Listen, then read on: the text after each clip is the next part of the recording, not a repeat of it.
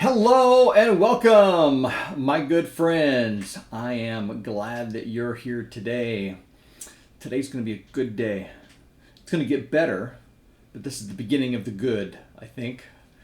So today I want to talk about exponential equations and functions. And you've done things before involving exponents, but not with your variable in the exponent. So today's going to be interesting. I think that's probably new for most, if not all of you. So get something to write with because I'm going to be helping you understand what's going on in my mind, and the goal is to duplicate that. The thoughts that are in my head, I want you to duplicate in your head and then have a good record of them so that you can duplicate those thoughts later yourself by writing a note to yourself later. So let's review. Let me share my screen with you. So multiplication, like I remember learning multiplication in third grade, had to do multiplication tables in fourth grade, things like that. You remember that multiplication is just repeated addition of the same thing, right? So if I was doing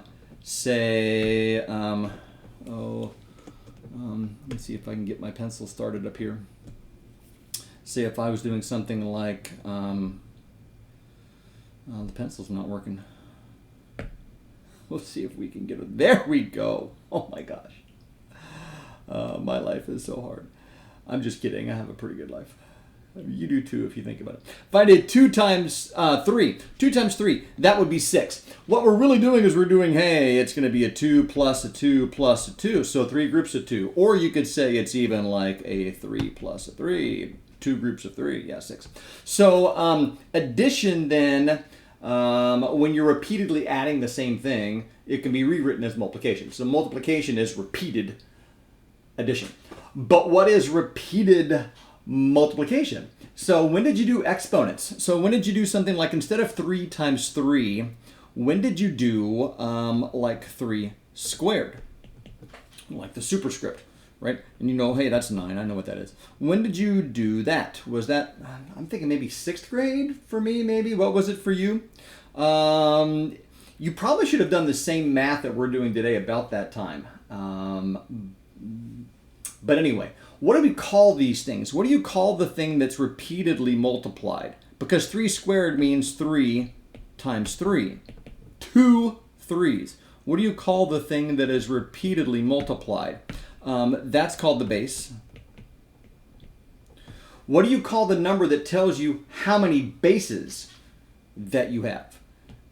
This would be the exponent. And I want to repeat that because the exponent does not tell you how many times you multiply 3. It tells you how many 3s you have. I remember in 6th grade doing this on a calculator and having an exponent thing, and the teacher telling us, "Why don't you use a calculator?" And it wasn't like 3 squared. It was like 3 to the 4th or something like that. And so what I did is I counted the number of times that I pressed multiply. So 3 to the 4th would be 3 times. There's 1. 3 times 3 times 3 times 3. So I pressed the multiply button 4 times. But that didn't give me 3 to the 4th. That gave me 3 to the 5th. Think about that. So it's not how many times you multiply a thing. It's how many of the things you have. So I've got 2 3s here. What do you call the answer to a multiplication problem? That would be the power. A lot of people think that the exponent's the power, but it's not. And it took me a while to sort that out. There's a funny story behind that. You should, if you want to, you can get a hold of me and I'll tell you the funny story. A PhD that I sat next to at dinner one time didn't know, and he was annoyed at me because I asked him that question. What do you call that thing? But we got together later on and we figured it out, so it's all good. So 9 is the answer to an exponent problem, so it's called the power. Now, these are going to be important for later lessons. I'm laying a groundwork here that's not just in this lesson, it's in later lessons. All right. So now if I were to do something like, let's do 2 to the 5th. What does that really mean? That's equal to 2 times 2 times 2 times 2. How many do I have there? 4 times 2. That's equal to 5 bases of 2. Okay, you got it? Good, here we go. So example number 1, graph this and state the domain and the range. Well, notice here that your variable x is the exponent, not the base. You're used to things like this. You're used to like y is equal to x squared. Hey, the exponent is a constant and the base is the thing that changes. No, not anymore. Now the base is a constant and your variable is the exponent, all right? So let's just do a simple table of values, right? Remember, the graph of an equation is the collection of all solution points. So let's just get some solution points here. So I'm just going to make a table of values, x and y. The easiest thing to do is let x is equal to 0. Do I get that? Well, y is equal to 3 to the 0. What's 3 to the 0? 1. Don't tell me 0. Come on. How about 1? What's 3 to the first? That's going to be 3. How about 2? Oh, we already did that one. 3 squared, that's 9. Nice. 3 cubed? 27. Right? We're off the graph. Okay, so that's enough. Can we do negatives? When we did square roots of things, we couldn't do a negative as an input, but you can here. How about negative 1? What is 3 to the negative 1? Don't tell me negative 3. A negative exponent means the base is on the wrong side of the fraction bar. So move it. This means 1 over positive 3. Flip it. Okay, so this means 1/3. Y value is 1/3. How about negative 2? That would be 3 to the negative 2. That means that's 1/9. 1/9. And negative 3 would be 1/27th. Okay, so now if I plot these points, let's see here. That's about as big as I can get it on the screen. 0 and 1, that's this location right there. All right, and then 1 and 3. That's that location right there. Notice I'm being very precise and fine with my marks. 2 and 9. 1, 2, 3, 4, 5, 6, 7, 8, 9. Way up there. Wow, that's a big jump. Okay. And then 3 and 27 is off the grid. How about negative 1 and 1/3? I'm going to zoom in for this one. Negative 1, 1/3. Yeah, there we go. What was negative 2? 1/9. Ooh. And then it just gets smaller and smaller and smaller. And so here's what the graph of this thing looks like. It's not a parabola. It's not even a straight line or something like this. And I'm going to have to be very, very accurate with how I draw this. I'm getting better at this on the iPad. Oops, I just made a boo-boo right as I said that. Went over a little bit too far. Oh well. Humility is a virtue. Goes up like that. But what does it do down here? It gets closer and closer and closer and closer to 0, but it never, ever gets to 0.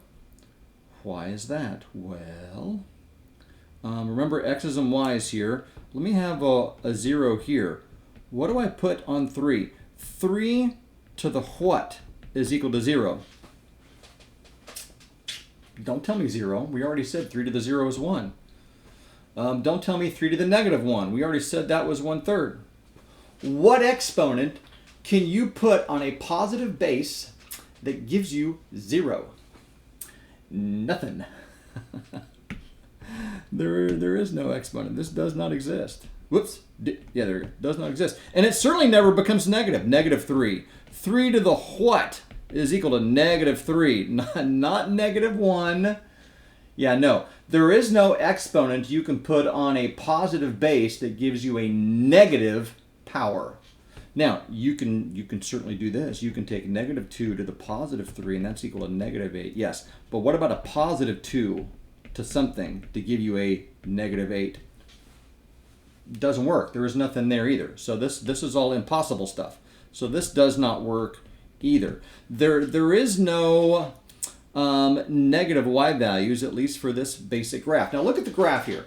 It starts off extremely small, like almost 0, closer and closer and closer and closer and closer to 0. In fact, you might even say that the limit as x gets negative almost to everything would be 0, but it never gets to there. So 0, 0, or close to 0, a little bit bigger, a little bit bigger, a little bit bigger, a little bit bigger. And then maybe right around 0 and 1 and 2, it starts to maybe kind of jump up into what we would call like the whole numbers. But then it doesn't just stop there. It's not just a nice little parabola that gradually goes up. Pow! It like whoosh, takes off. Why does it take off so fast? Because you're constantly tripling things, right? If I said 3 cubed, that's equal to 3, and then triple it, and then triple that again, and then if I kept going, I would be tripling all of my values. Triple it, and then triple it again, and then triple it again, and then triple it again, because that's what it means to raise 3 to an exponent. It means you're multiplying 3 by itself repeatedly. Times 3, times 3, times 3, times 3, times 3. Okay? So this is a very powerful graph. Okay. Now you need to talk about this here, this little boundary that we got, because it never comes down to y is equal to 0, and it never goes to the negatives. So don't you draw it. If you draw your graph such that it like goes like this, whoosh, I'm gonna like mark that wrong. No, that's totally false, you liar. You said something that wasn't true about mathematics. This little boundary here has got a name. It's called asymptote. You should practice saying that when nobody's around. Asymptote. It's not a asymptote. It's just asymptote. That is a boundary line that the graph does not cross at its ends, at either at the farther to the right or far to the left, or so, like somewhere maybe you've got like a vertical one in the middle. You'll do some of that stuff later on, but I want to introduce that idea of an asymptote to you. Okay, now I want you to notice something here. This one continually goes up. This graph right here is a growth graph, exponential growth graph. And what makes it a growth graph is because the thing that we're raising to the exponent there is larger than 1. Well, I'll talk about this again in a minute, but I want to bring it to your attention. If we repeatedly multiply something by a number bigger than 1, it gets bigger. Okay? What do you think? Oh, domain and the range. I almost forgot about that. The domain. The domain, then, it goes left and right forever. So the domain would be x, would be all real numbers. It can go to the left and it can go to the right. But the range is interesting. There's a floor to the y values. They can go as high as they want to. There's no ceiling, but there is a floor. Y values have to be greater than, not equal to, 0. And you can't have any negatives then, of course, right? Okay, so now let's do the next one, example 2, graph that. All I did was I just took the reciprocal of the base. Notice the base here is 1/3. All right, so same thing we did before. Let's do a little table of values, okay? X and Y, 0. What is 1/3 to the 0? There's only one correct answer, 1. How about 1? What is 1/3 to the 1? Isn't that 1/3? Good, 1/3. How about 2? Well, that's 1/3 times 1/3, right? 1/3 squared, 1/9. Lots of fractions on this one. How about 3? That would be 1/27. 1/3 times 1/3 times 1/3. How about -1? Yeah. 1/3 times -1. Well, a negative exponent means the base is on the wrong side of the fraction bar, so flip it. Oh, I didn't flip it. Don't flip out. Flip your base. Okay, so 3, there we go. -2 be 1/3 to the -2, which is 3 to the +2. 9. And then -3 would be +27. All right, so what does this one look like? Well, if I come over here and I would do 0, 0 is 1 right there, and then 1 would be 1/3, and then 1/9, and then 1/27. Did I touch? Oh no, I can still see just a little bit of the white paper poking through. It didn't touch that 0 yet. Okay, what if I do -1? We said it was 3. That would be this one right there. Oh, look at this. It's backwards. 1, 2, 3, 4, 5, 6, 7, 8, 9. Should be this point right here. Look. It's backwards. This one starts off big and then comes down. Let me be precise here. It comes down and approaches 0, but never ever gets there. Oops. Yeah. Okay. That's that one. If the previous graph was growth, what do you think this is? This is decay. Why is that? Because my base is equal to 1/3. What does it mean to multiply something by 1/3? Does it not mean to divide? Right? So what are we doing here? The bigger our x gets, the more we're dividing. So if I said 1/3 to the 4th, that would be 1/3 to start off with, and then 1/3 of that, which is dividing by 3, right? And then 1/3 of that, and then 1/3 of that. If you're repeatedly dividing something, doesn't it get smaller? Yes.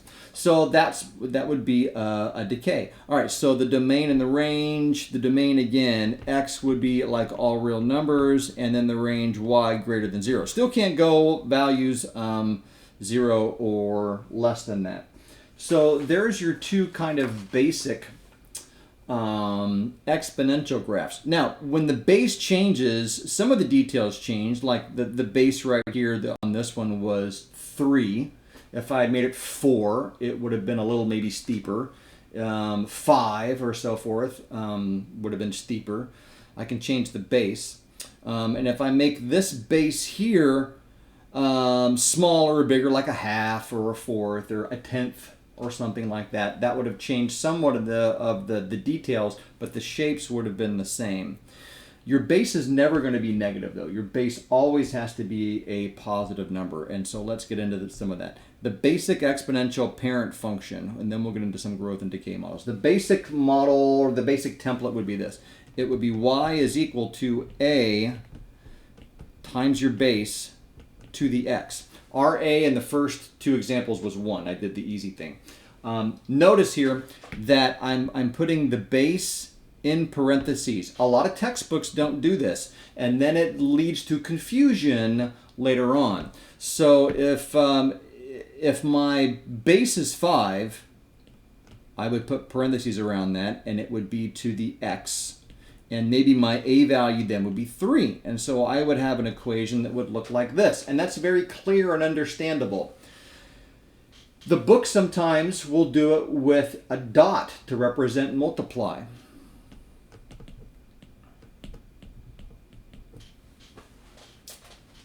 Doesn't that look like 3.5, especially if I write it by hand? Then maybe if it's typed in the book, it doesn't look quite like that. But doesn't that look like 3.5 to the x? Oh, is it this, 3.5 to the x?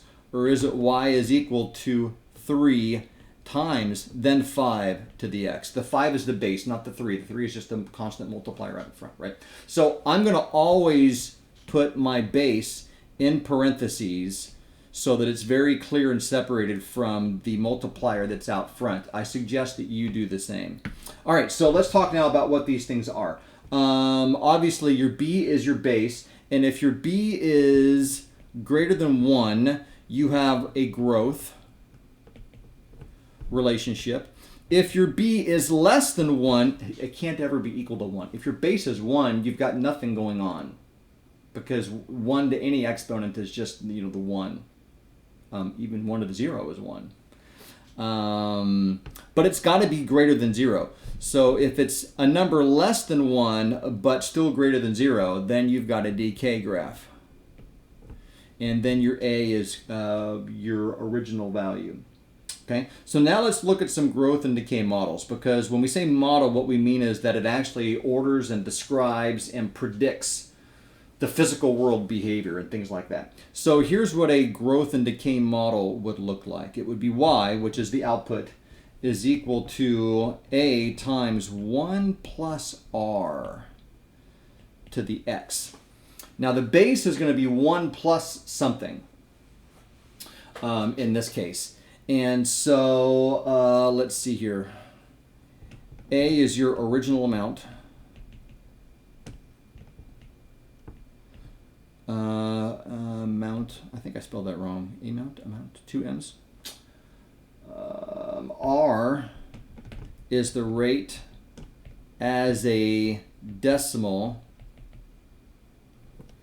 like a percentage increase or decrease or something like that. Hang on, I don't want to show the example thing yet.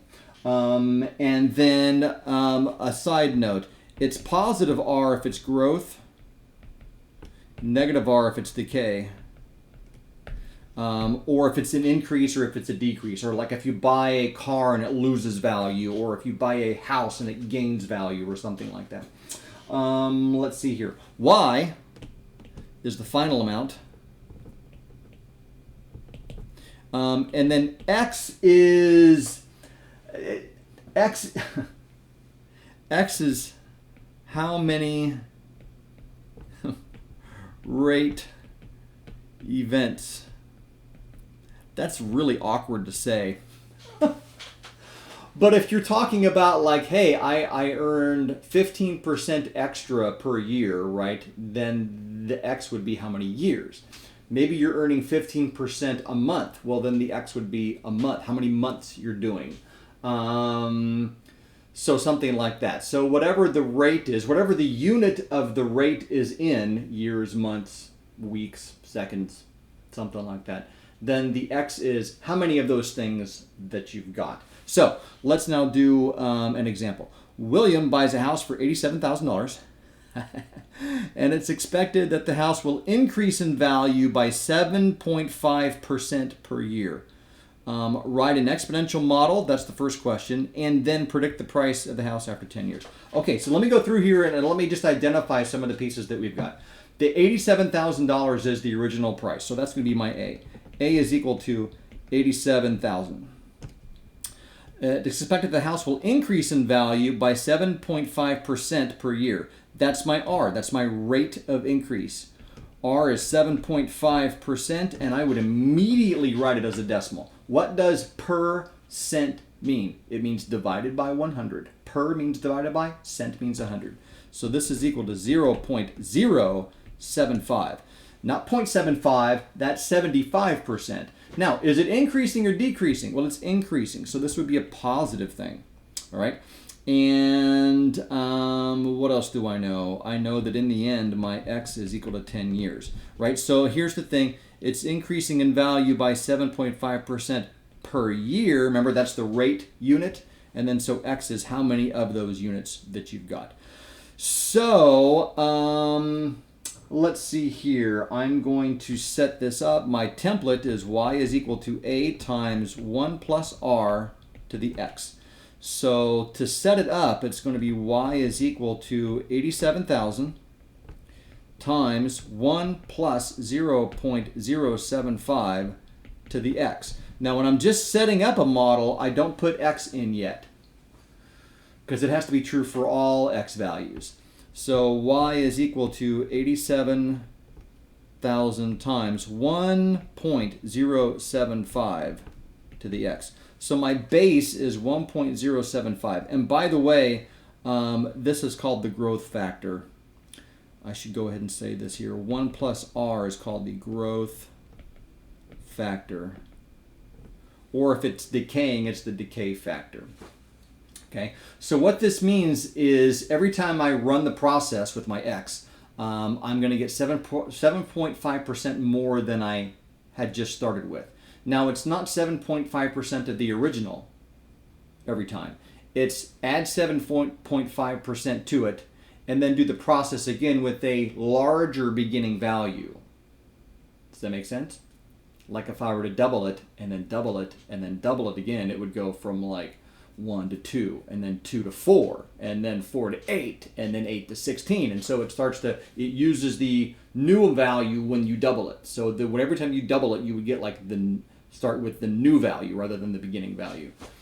So now I'm going to reach for my machine and I'm going to, you know what, I've got a calculator on the computer. How do I do that? I thought I was going to have that up here. Let me do I have that on here?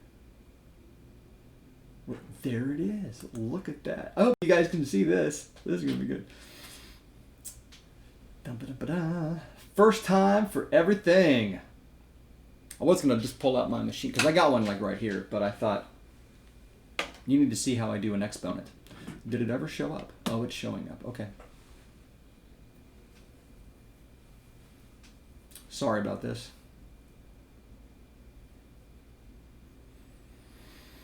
But it's a nice day. I've had something good to eat. It's in the evening. I'm enjoying life. Okay, so I'm going to go back to clear, and I'm going to do 87,000. So 87,000, and now I'm going to use parentheses times 1.075.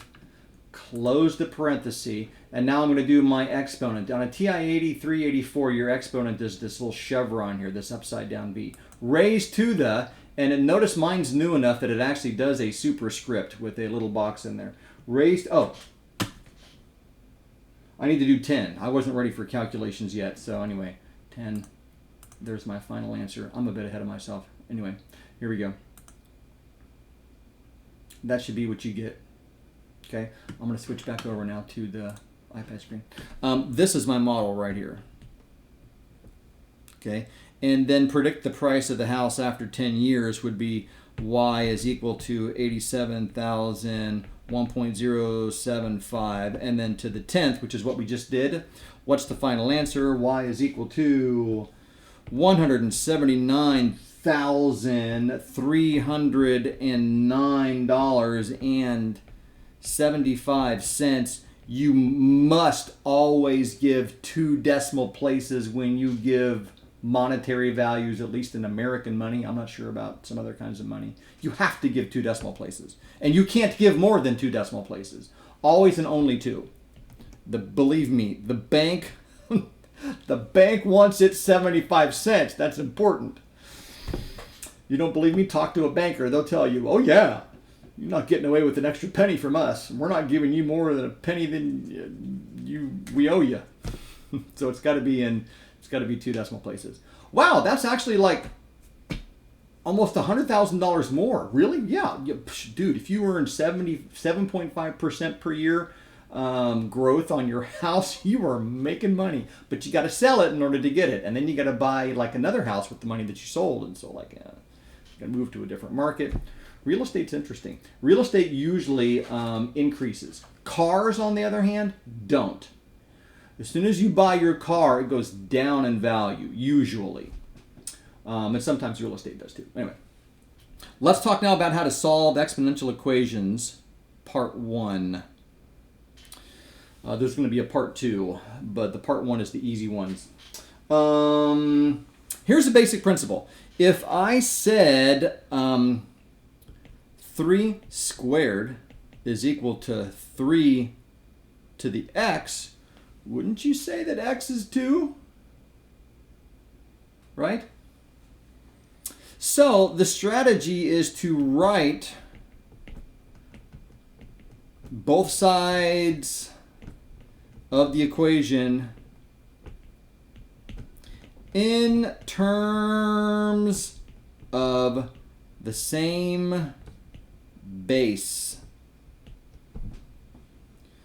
And if that's true, then you can then equate the exponents. And that's this principle right here.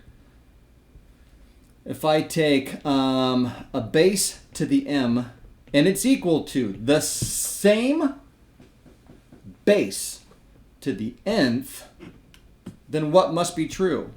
Well, m must be equal to n. Okay? Now notice the little squiggly line there. I'm stopping one system of equations and I'm starting something else based upon an algebraic truth, an axiom or a postulate if you want to do that. All right? So let's look at this one right here. Example, solve this. 2 to the x is equal to 8 cubed. And my strategy is always to put parentheses around the bases. Now, I feel like there's a connection between 2 and 8 in terms of an exponent.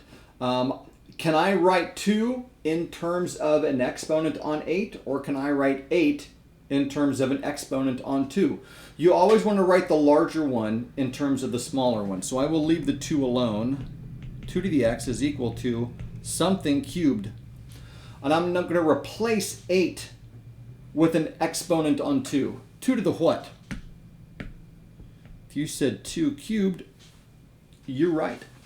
There we go. Okay. Now, I'm going to continue on the left-hand side because I just copied that down. 2 to the x is equal to, how do I combine these exponents now? What do you do to an exponent when you raise an exponent to an exponent? You multiply them. So this is now 2 to the 9th. And so now I can say, hey, I got a base to this exponent, and it's equal to the same base to this exponent. Stop. New equation.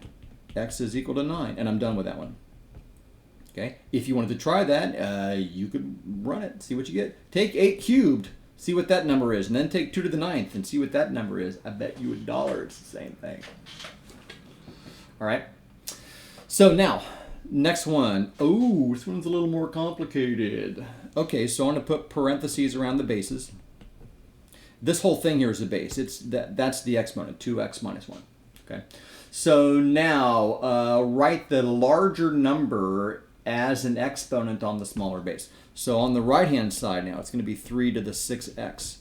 And on the left-hand side, it's going to be something to the 2x minus 1.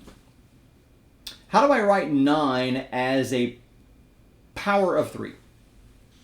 You should be a veteran of this by now. 3 squared. Good. Now, I need to simplify these exponents right there.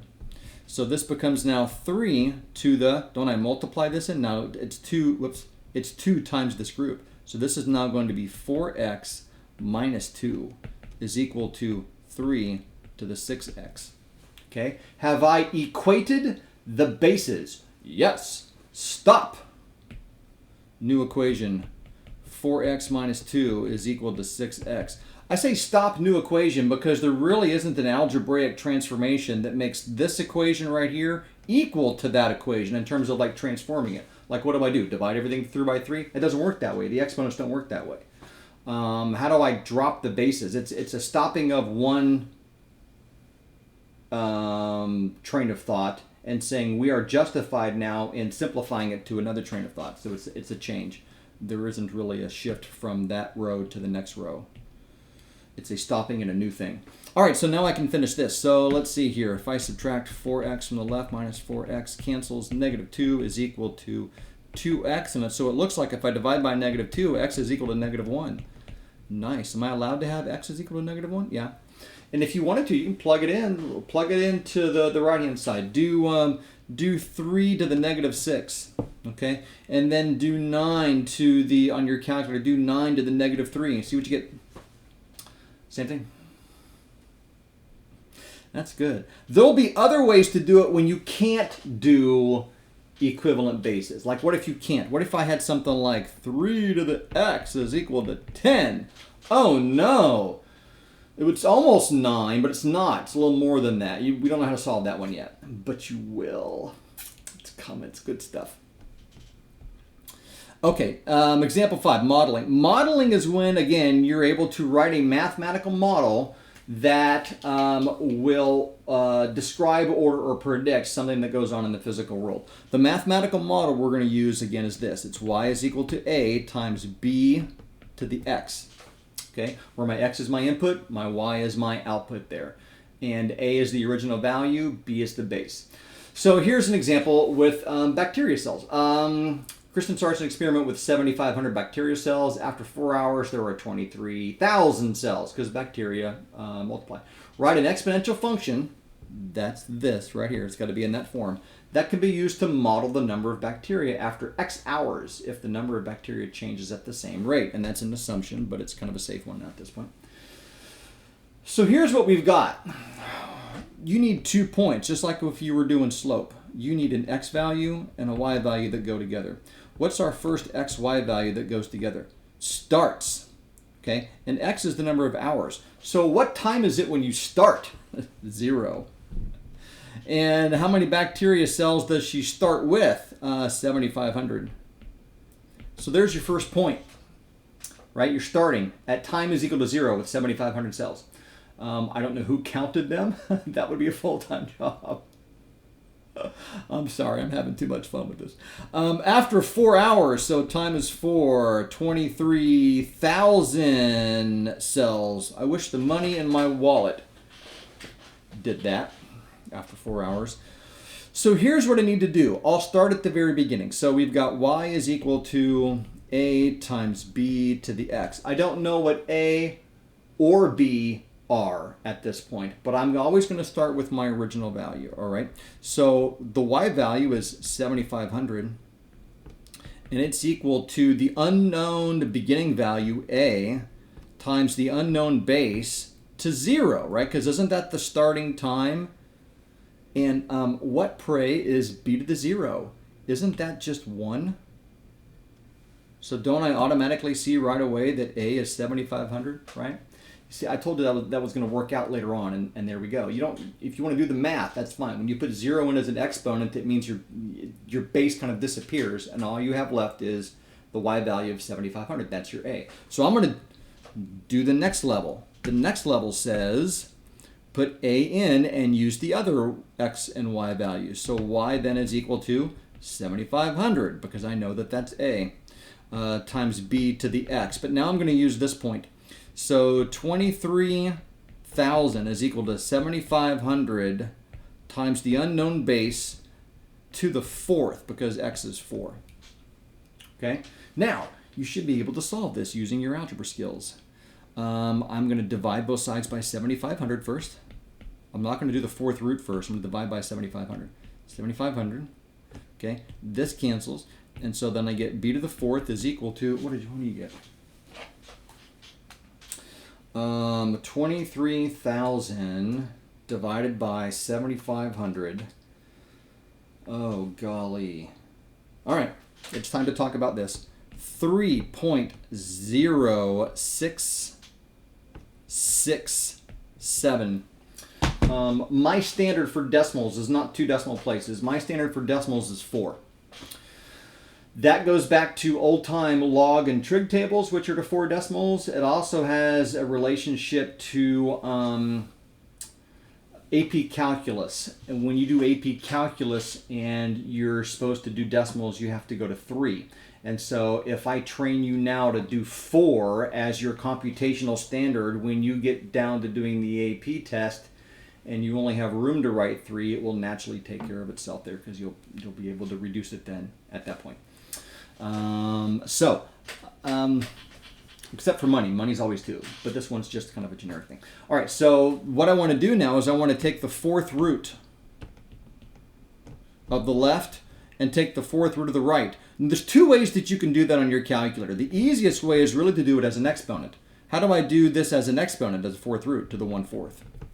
And let me see if I can switch over. Can I switch? Bazinga! Nice. All right, so I'm going to do 3.0667 raised to the, and notice it's giving me an exponent there with a little box, raised to the, I'm going to do 1 divided by 4. Now on my calculator, do you see that it's got like a fraction 1/4? And if I just press enter, then I get that answer.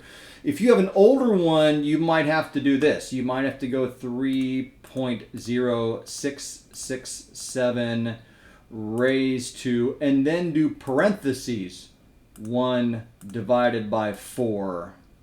Close that parenthesis, and then you should still get the same thing. Look, if you wanted to be a smarty pants about it, you could do 3.0667 raised to the 0.25. It's the same thing. But if you've got a newer one that will actually give it to you as a superscript there without the need of a parenthesis, then you're fine. But anyway, so switching back over now, my base is equal to, I got to do it on this now because I lost the screen. So 3.0667 raised to the 1 divided by 4 equals 1.3233, and I'm going to stop there. Okay. Now the base goes on and out from there. And I do have to say, be careful when you're rounding. When you're doing when you're doing a problem, you really want to wait to do your rounding until the very end if you can. Because if you round too soon and then do later computations, you're doing an error. You're going to have a compounded error. Your error is going to be repeated because you're using a number that wasn't exact.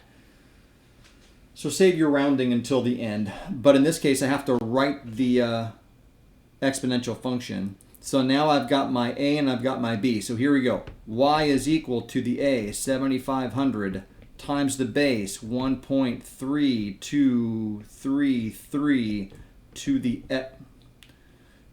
x. One of these days I'll get to do geometry on the iPad, and then I can use these nice little features that work like that. So that means, like, if you look at the growth rate, it's about 32% every hour. It's gaining 32% every hour. Okay, so now how many cells can be expected in the sample after 12 hours? So all we're going to do now is we're just going to run that number. Come on, pen. Y is equal to 7,500 times 1.3233 to the 12. And so let me run that. 7,500, open parenthesis, 1.3233, close the parenthesis to the 12th. I'm getting 216,252. Don't give a decimal. Why is that? It's bacteria cells. You can't have like a tenth of a cell, can you? It's either a cell or it's not a cell. Now, it may reproduce itself, but in the end, you still don't have like a tenth or a 12th of a cell. So, whole numbers. When you're doing things where numbers represent things, you've got to be thoughtful about how you give your number. So anyway, compound interest. Compound interest is great, actually. I really like compound interest. Compound interest is when, like, the bank or the financial institution pays you money for letting them borrow your money. So, like a bank might give 5% interest on something. So let's say that you deposit $100, because that's an easy number, and the bank says, we'll pay you $5 at the end of the year for letting us borrow your money. And you say, that's nice. And so you come back a year later and say, hello, I'd like my money. And they would give you your $100 back plus $5, right? Because you earned 5% interest.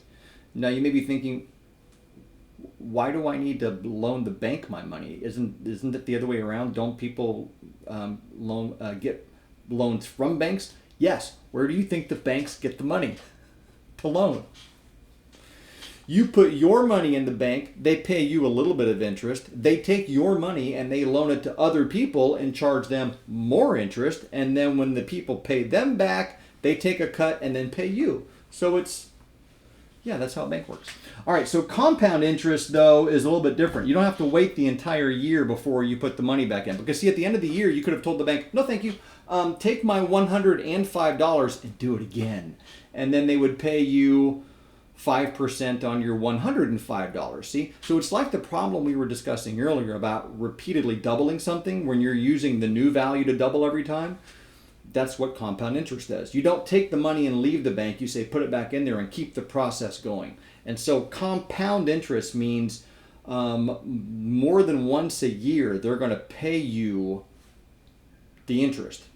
And how often they pay you is the number of times that it's compounded. There's a special formula that we would use for this. It's, here I've lost track of my notes. I'm almost done. So it's going to be A is equal to, capital A, is equal to P times 1 plus R over N raised to the N times T. So copy that down. That's good. Okay. A is the final amount. P is the original amount. And it's got a special name. It's called the principal, the starting amount, which is why it's P. 1 is just a number. You know what 1 is by now. R is the annual, which means yearly rate. as a decimal. N is probably the most important thing. It's the number of compoundings per year. If T then is the number of years. See, annual means per year. And so you've got to then put all these pieces together to have this work out. So, for example, find the account balance, which is the A. Find the account balance. A is what we're looking for. After 20 years, that would be T. If $100 is placed in an account, that's the principal. The principal amount that you start with is $100, and it pays you 1.2% interest. So the rate is equal to 1.2%, but per means divided by, and cent means 100. So this is 0.012. And here's the deal. It's compounded twice a month. What does that mean? How many times a year is the money paid into your account? That's what a compounding is. The bank pays you the money so that then you can use that new money to keep earning more money. Twice a month. Once a month would be 12 times a year. Twice a month would be 24 compoundings a year. So basically every 2 weeks or so, or something like that, they're going to take the small amount that they owe you, not the full 1.2%, because that's per 1 year. They would divide it up into 24 little bits or whatever, and they would put that money in the account. And so the money that they pay you now can start earning you more money. Well, let's plug it in. So A is equal to 100 times 1 plus 0.012 divided by 24 raised to the 24 times 20. Doing a little bit of simplifying math. Sometimes it's hard to type all of this in at once. This is going to be 100 times 1.0005 to the 480. Wow. Yeah, but it's a small little number, like 1 point, almost 1. What's the final amount after 20 years? $127.12, because you got to go to 2 decimal places. You say, wow, that's not a lot of money. Well, you didn't put a lot of money in. And then you never put any more money in except what the bank was paying you. So yeah, that's kind of a simplistic example of it. But that would be compound interest. Wouldn't it be nice if you could put a lot of money in, because then in the end you'd have a lot more because your money would be making you money. And wouldn't it be nice also if instead of paying you twice a month, they paid you 4 times a month, like every week? Because then your end would be bigger. They would be paying you more often, so your money could earn money faster. What if they paid you instead of every week? What if they paid you every day? What if they didn't pay you every day? They paid you every hour of every day. Or what if they paid you like every minute of every day? What if they paid you every second of every day? What if they continuously paid you, like repeated? Small amounts maybe, but yeah. That's a special kind of interest, but we won't talk about that now. We'll have to talk about that later. Am I done? Oh, yeah, I'm done. If you've got some homework to make, you're not done. But I'm done with the lesson.